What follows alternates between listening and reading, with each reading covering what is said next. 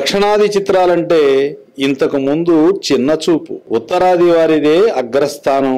India అంటే హిందీ ప్రాంతం అనే ఓ అభిప్రాయం ఉండేది.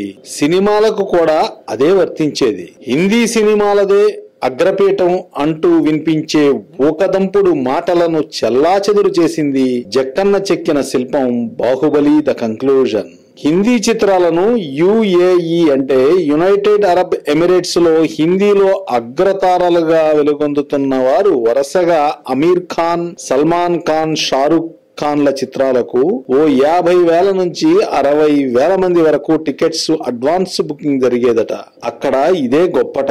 కానీ బాహుబలి 2 చిత్రానికి ఏకంగా 1,20,000 అడ్వాన్స్ బుకింగ్స్ జరిగాయని తెలిసి హిందీ రంగం బెంబేలెత్తుతోంది.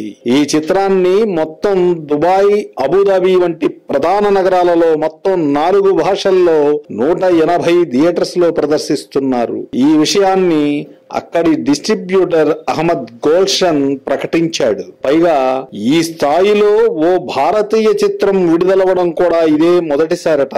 ఈ రకంగా చూస్తుంటే బాహుబలి 2కి ఎన్ని అద్భుతమైన రికార్డులు సొంతమవుతాయో అన్న ఆలోచన వస్తుంది కదూ. అది తలుచుకుంటేనే ఖాన్ల త్రయం కంగారు పడుతుందేమో. ఇది తెలుగోడి దెబ్బ. ఈ క్రెడిట్ అంతా రాజమౌళిదే.